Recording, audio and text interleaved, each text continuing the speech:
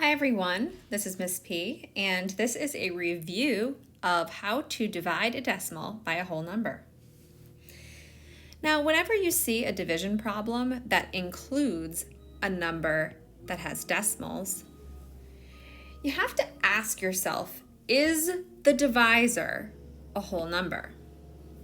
Now remember, this is the divisor and this is the dividend. So we're asking ourselves if the divisor is a whole number. And in this case, we're lucky because it is, and that makes the problem a whole lot easier for us. So let's start by rewriting the problem so that it's a little bit easier for us to work with. We can go ahead and write 4 and 77 hundredths divided by 9. Okay, so because we have a decimal number in the dividend, the first thing we have to do is we have to take that decimal and we simply have to move it up to the quotient. So making sure that it's in the same place value right after the ones place and before the tenths place of the dividend, we move the decimal point up. Now that the decimal is in its right place, we have to ask ourselves, how many times does 9 go into? Well, first we have to ask ourselves how many times 9 goes into 4, and we know that that's 0 times. We know that you can't put 9 into 4, so we have to go ahead and put a 0 up in the ones place of the quotient.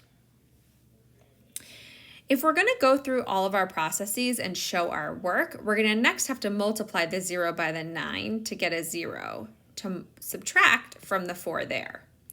Now, you might just know, okay, well, if I can't divide 4 by 9, then I'm just going to move to the next number and divide 47 by 9.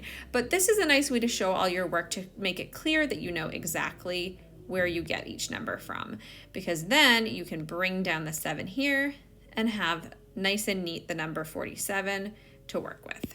I'm going to ask myself, how many times does 9 go into 47? Well, if I know my 9's times tables, I know that 9 times 5 equals 45. And that is very close to 47, and it's just about as close as we're going to get here. So I'm going to go ahead and write 5 in that tenths place up there in the quotient. Next, I'm going to multiply 5 times this 9 here, and I'm going to get 45.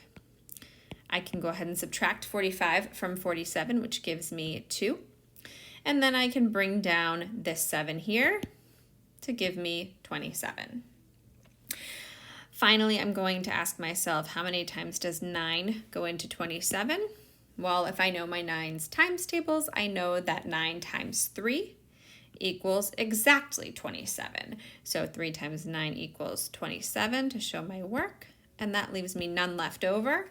And I can say with confidence that my answer is 53 hundredths.